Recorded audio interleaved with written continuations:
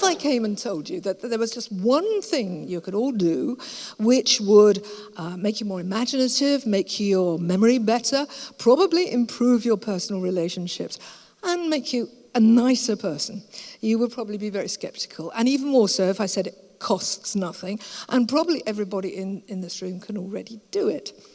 Now, you will probably have guessed by now that I'm talking about reading.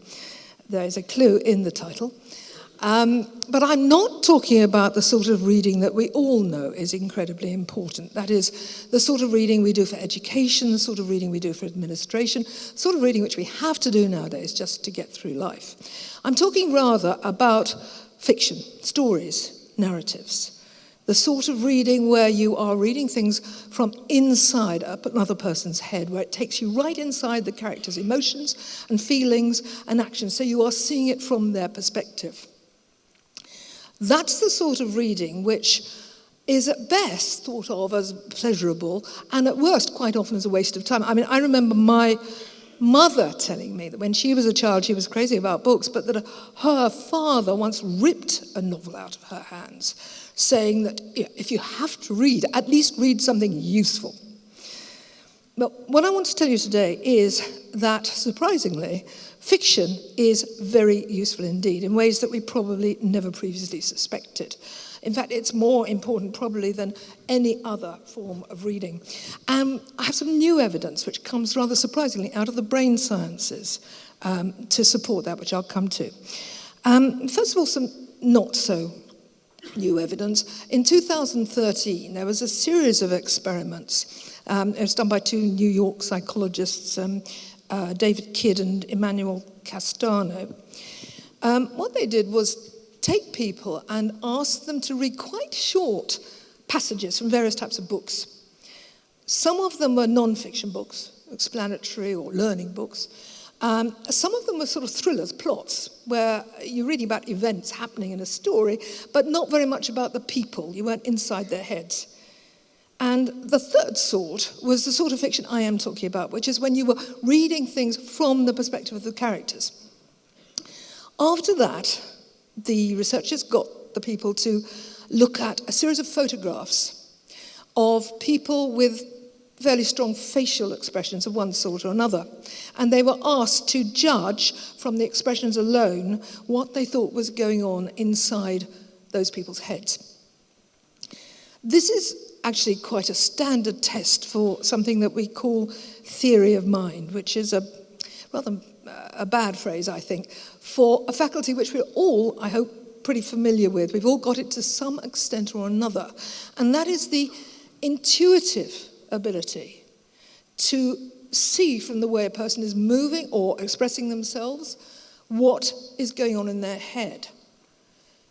It allows us to, just at least for a moment, to step outside our own heads and see the world for a bit from other people's point of view. And the same faculty, by extension, opens our whole worlds to us because it allows us to imagine what it's like to be somewhere else, doing something else, seeing it in a different way.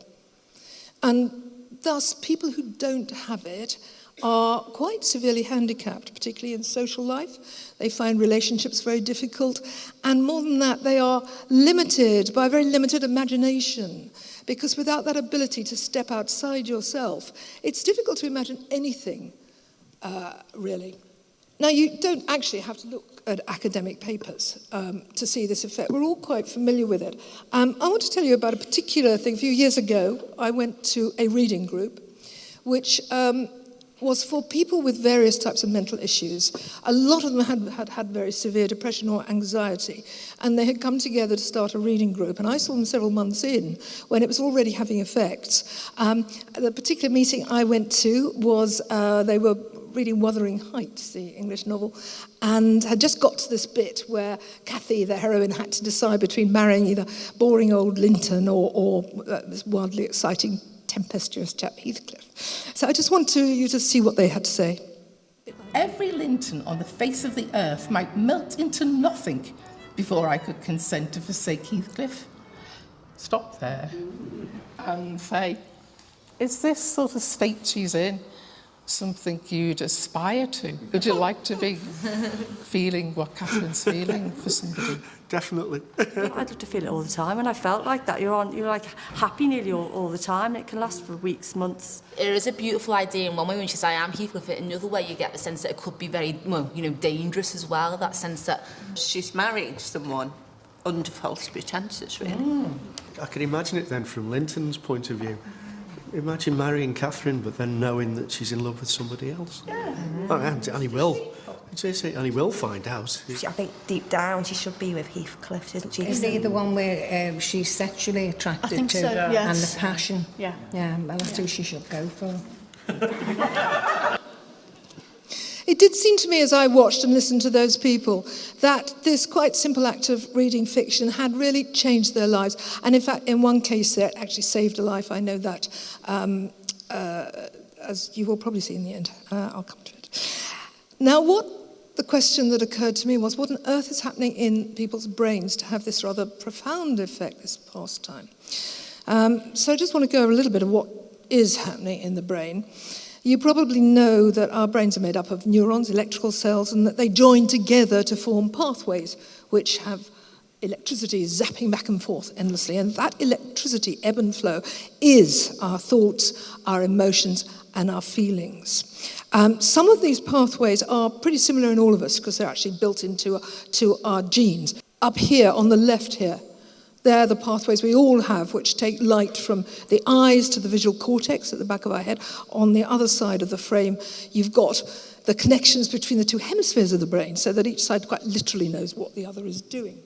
Now, I just want to show you quickly the difference between speaking and reading, because they are very different. Speaking is something that, again, is in our genes. We already have those pathways wired into us when we are born. All you have to do is put a baby around people who are talking, and sooner or later they'll start to do it too. It's natural. But reading is not. You could put a baby in a library surrounded by books from the day it's born, and it would never start spontaneously reading. It has to be taught how to do it. And this is the reason speech has been with us for at least 100,000 years. Quite time for natural selection to actually get it wired into our brains. But reading probably only started about 5,000 years ago, and until about 100 years ago, most people didn't do it at all. So rather than being able to use those pre-wired, intuitive, if you like, pathways, every person who learns to read has to do it afresh. And that means making new pathways, individual pathways, the sort that individuals do make all through their life. Every time they have an experience or lay down a memory or a new habit, they create individual pathways on top of the basic blueprint. And that's what we have to do when we read. Quickly, when you look at a brain that's speaking, it is fairly straightforward. The information, if you see a dog, say, information zooms to the back of the head, visual cortex, then it sort of chugs forward.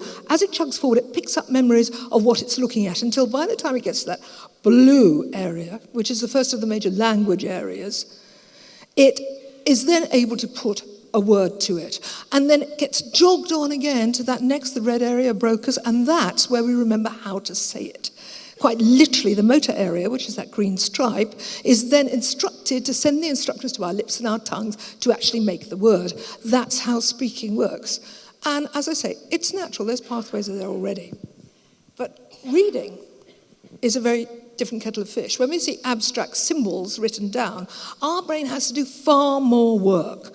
It actually has to, when we're learning to read, we have to create all those new connections in many, many different parts of the brain. You can see the red bits are the lit up bits. You can see these aren't clear, easy, one-track pathways. These are really complicated networks that are being formed in the brain when we read. So your brain is doing a lot more work. It's connecting far more parts. If you like, it's a more holistic experience. It forces you to use parts of the brain that aren't usually used. More than that, one reason why it's so widespread is that when we read things about somebody doing something, they run for their life, or they're screaming, or they're frightened. What happens in the brain of the reader is that those same bits of the brain that would be active if they were doing it themselves become active, admittedly not quite to the same extent, or we'd act out everything we read. We can usually inhibit them enough not to do that. But basically, these are brain scans of people you can see from the little colour chart below. They're reading. The actual movement produces the pattern on your left. And when you're reading it, what is happening in your brain is the pattern on the right. And as you see, they are very similar, with the only difference being that when you read about things, it's not quite as intense. If it carried on in intensity, you would act it out. Because the important thing about reading is that you are not just learning what's going on in that person's head. You too, to a certain extent, are experiencing it.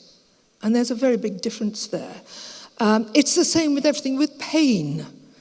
If you watch or read about somebody in pain, the same bits of the brain that will be active if you were feeling the pain, will become active as well. And some people feel this so much that they actually do feel and report the pain. Same with anger, same with any emotion, same even with quite complicated intellectual things like judgments, moral judgments, and so on. Now, this is the new information, which has really only come out this year, which some researchers from Emory University in the States decided to see if they could actually see inside the brain what was going on. We know already from the earlier work that people become at least temporarily more sensitive to other people's feelings once they've read a book or been reading some fiction. And these researchers decided to set out to see if this was something that could actually be seen inside the brain physically. So they had students, lots and lots, I think it was quite a large sample, reading a passage of, it was a particularly engaging and exciting novel with a lot of inside character-driven stuff. It was actually Pompeii by Robert Harris, if you want to do the same for yourself. And they had the people read just 30 pages a night for 5 nights in a row.